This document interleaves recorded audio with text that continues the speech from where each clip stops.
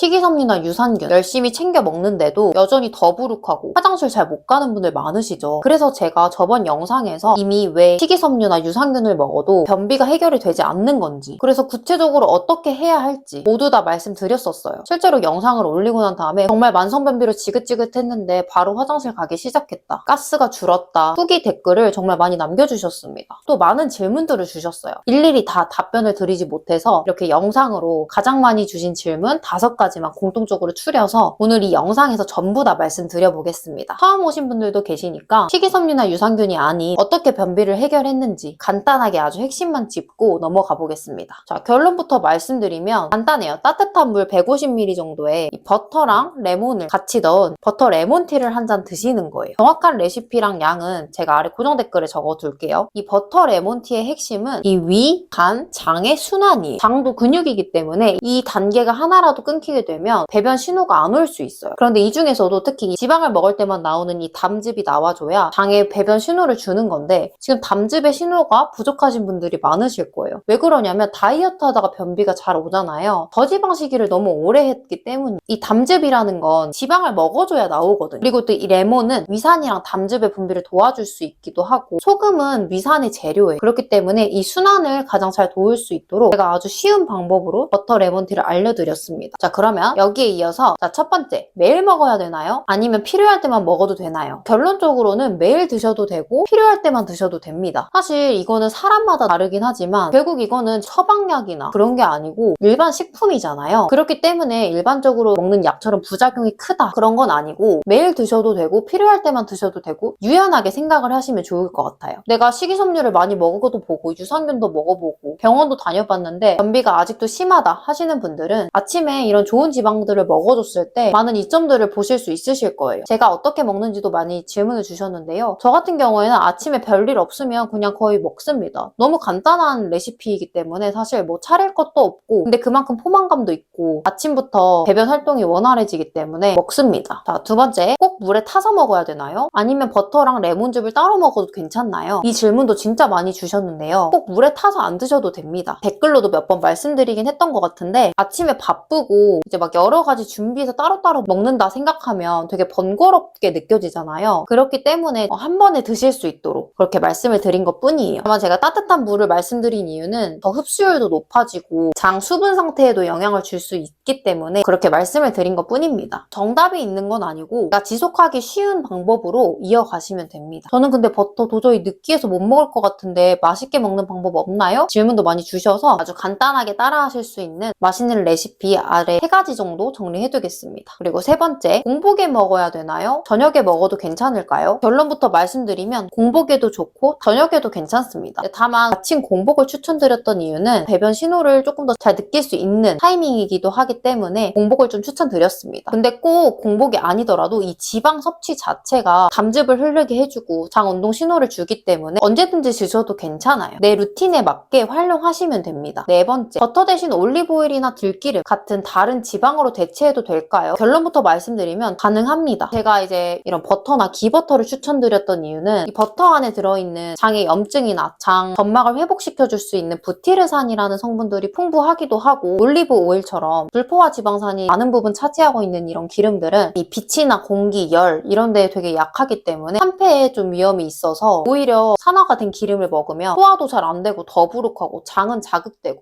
염증들이 생길 수 있기 때문에 그런 부분에서 조금 더 걱정을 덜 수 있는 기버터, 코코넛 오일 정도를 더 자주 말씀드렸습니다. 5번째는 저는 땡땡 버터 먹고 있는데 이거 괜찮은 건가요? 진짜 버터 고르는 기준 2가지를 좀 설명을 드리고 싶어요. 왜냐면 버터라고 써 있어도 경화유나 다른 식물성 기름들이 섞여서 하는 경우가 굉장히 많거든요. 첫 번째는 영양 성분표를 보시면 돼요. 유크림, 젖산균, 소금 여기에 딱 끝이에요. 두 번째는 가능하면 목초 먹고 자란 소의 버터, 그걸 확인해 보시면 좋습니다. 이 2가지 기준에 속한다면 어떤 버터를 드셔도 괜찮습니다. 다만 제가 먹는 걸 항상 질문을 많이 주시기 때문에 버터 추천 영상 찍어둔 게 있어요. 어떤 버터 먹어야 할지 고민이신 분들은 아래 고정 댓글에 공유 드릴게요. 마지막으로 드리고 싶은 말씀은 결국 이렇게 좋은 것들을 알아도 꾸준히 실천하는 게 제일 어렵잖아요. 또 어떻게 보면 복잡하다고 느껴질 수도 있지만 결국 이렇게 이렇게 직접 다 실천해보시고 질문을 남겨주신다는 것 자체가 변화가 일어나고 있다는 의미라고 생각을 합니다. 그래서 이렇게 좀 꾸준히 실천하고 계시는 우리 구독자분들이 참 존경스럽고 대단하다고 말씀드리고 싶었어요. 사실 제가 이제 커뮤니티 글에도 얼마 전에 올리기도 했지만 어릴 때부터 하얗고 날씬했던 언니랑 저랑 비교가 정말 많이 됐어요. 저 스스로도 그랬지만 이제 사촌이나 친척분들을 많이 만나게 되면 그런 의도는 아니셨지만 언니 밥 다 뺏어먹은 거 아니야? 이런 식의 좀 장난식의 말씀을 해주시기도 했는데 이런 말들이 제가 어렸을 때 제 몸에 대해서 그리고 음식에 대해서 굉장히 복잡한 감정을 갖게 됐어요. 제가 커가는 와중에 음식에 대한 어떤 강박적인 부분들 그리고 집착이 생기게 되고 친구들이랑 어떤 걸 먹을 때도 잘 못 먹었어요. 저는 집 가서 숨어서 많이 먹었지 또 그렇게 스트레스 받아가면서 집에서 먹고 지쳐서 잠들다가 아침에 또 편의점 가서 빵 사오고 이게 무한 반복이었거든. 정말 지긋지긋했습니다. 근데 이게 고쳐지는 방법은 딱 하나더라고요. 내 식욕을 억지로 없애려고 하는 게 아니라 내 몸이 왜 계속 배가 고파 하는 건지 이 신호들을 왜 보내는 건지 스스로 공부를 해가면서 깨달았습니다. 극단적인 저지방 식단의 다이어트를 지속하고 필수 영양소인 단백질이랑 지방이 들어오질 않는데